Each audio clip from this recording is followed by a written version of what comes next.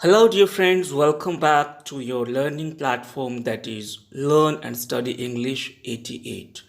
आप सभी दोस्तों का फिर से मेरे इस चैनल में स्वागत है जिसका नाम है Learn and Study English 88. Dear friends, let me remind you the aim of this channel is to enhance your spoken English skill and enrich your vocabulary.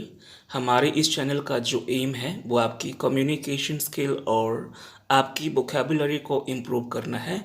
सो आशा करता हूँ आप इस वीडियो को एंड तक ज़रूर देखेंगे ताकि आपको कुछ इसमें नया सीखने को मिल सके। Well, students, in today's video, I'm gonna teach you something new or kinda unknown facts which you didn't know before. So let's begin with today's video. I want to start today's video with did you know? I'm sure at the end of the video or after watching the complete video, you will indeed think you really didn't know. Well, students, the first fact which I have taken here, dash is the word which is most mispronounced in the English language. क्या आपको पता है कि इस word को लोग हमेशा से गलत प्रोनाउंस करते हैं? आपने अपने वर्किंग प्लेस पे देखा होगा या अपनी स्टडी प्लेस पे देखा होगा कि जो लोग भी इस वर्ड को प्रोनाउंस करते हैं mostly they mispronounce the word. So what is the right pronunciation for this word? I will tell you. I guess many of you have caught me while pronouncing this word. मैंने अभी इस word को pronounce किया है. तो ये word है हमारा प्रोनंसिएशन. तो हम इस वर्ड को तोड़ सकते हैं pronunciation.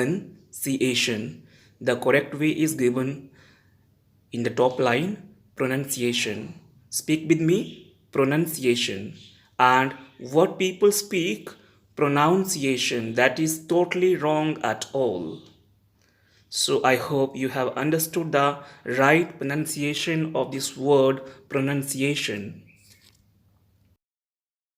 Students, now let's see the next unknown fact, that is जो अल्फ़ाबेट्स हम पढ़ते आ रहे हैं या जो इंग्लिश के जो लेटर्स हैं ए से लेके जेड तक जिनकी संख्या 26 है उनको हम पढ़ते आ रहे हैं काफ़ी टाइम से.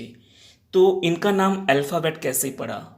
तो ये जो अल्फ़ाबेट वर्ड है ये ग्रीक के फर्स्ट टू लेटर्स से, ग्रीक अल्फ़ाबेट के first two letters alpha plus beta से मिलके बना हुआ है. तो I hope this is also a new information for you all. So in this way we can say that the word alphabets consist of two words alpha plus beta and these are the first two letters of Greek letters, right? तो चलिए जानते हैं कि इन letters की संख्या कितनी है और साउंड्स की संख्या कितनी है. There are 26 letters and 44 sounds in the English language. तो इंग्लिश लैंग्वेज में जो लेटर्स हैं, जो अल्फ़ाबेट्स हैं वो 26 हैं टोटल और इनकी साउंड्स कितनी है 44. इन साउंड्स के बेस पे, इन साउंड्स के आधार पे इन अल्फ़ाबेट्स को आगे डिवाइड किया गया हुआ है. हमारे पास जो साउंड्स हैं कौन कौन सी हैं? Vowel sounds, consonant sounds and semi vowel sounds. जो कॉन्सोनेंट साउंड्स होती हैं they depend on vowel sound to be pronounced. Consonant sounds को बोलते टाइम वावल साउंड्स का भी टच उसमें आता है. जैसे बी प्लस ई, बो प्लस ई. जैसे के, क प्लस ए, राइट. तो जो वावल साउंड्स होती हैं इनको बोलते टाइम किसी और साउंड का टच उसमें बिल्कुल नहीं आता है. जैसे ए, आई, ओ, यू, इसमें सिंगल साउंड रहती है. बट जो सेमी वावल साउंड्स हैं इसमें जैसे डब्ल्यू, वाई, इसमें डब्ल्यू, ऊ जो साउंड है वो आ रही है यहाँ पे, और वाई में आई साउंड जो कि वावल साउंड है तो वो भी इसमें आ रही है. Students, for your better understanding let me tell you in the detail. इस चित्र में 26 लेटर्स को दो सेक्शंस में डिवाइड किया गया हुआ है. 5 vowel letters that are A, E, I, O, U, और जो आगे हैं 21 कॉन्सोनेंट लेटर्स. अब आगे जाके जो 5 वावल लेटर्स हैं उनकी आगे जाके 19 वावल साउंड्स बन जाती हैं जो कि हैं short vowel sounds, long vowel sounds और इस तरह से आगे. और जो 21 कॉन्सोनेंट लेटर्स हैं वो आगे जाके 25 कॉन्सोनेंट साउंड्स में डिवाइड हो जाते हैं जो कि इस तरह से हैं। तो फ्रेंड्स आप यहाँ देख सकते हैं कि ये जो साउंड्स हैं 1 से लेके 44 तक दी गई हैं, इनको आप अच्छे से जूम करके भी देख सकते हैं। Now let's move towards the next unknown fact, that is, did you know a sentence that contains all 26 letters of the alphabet is called a pentagram? तो एक ऐसा सेंटेंस जिसमें इंग्लिश के ऑल सभी 26 लेटर्स फिट होते हैं उसको हम क्या कहते हैं? पेनग्राम। और वो कौन सा सेंटेंस है या कौन सा वो वाक्य है जिसको आप जान सकते हैं? ये जिसमें इंग्लिश के सभी लेटर्स यूज होते हैं। I will show you that. You can see here the quick brown fox jumps over the lazy dog. इस एक वाक्य में अंग्रेजी भाषा के 26 लेटर्स आ जाते हैं। You can check it now. So I hope this was also one of the unknown fact to you.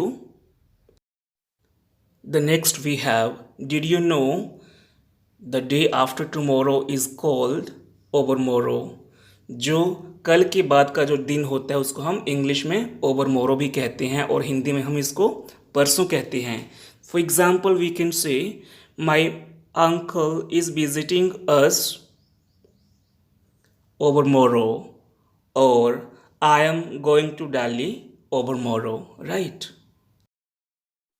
The shortest complete sentence in the English language is go. English language में सबसे छोटे से छोटा वाक्य जो है वो go है। And the most common used adjective in English is good. Most of us speak or answer or use, yes, I'm good. How are you feeling? I'm feeling good.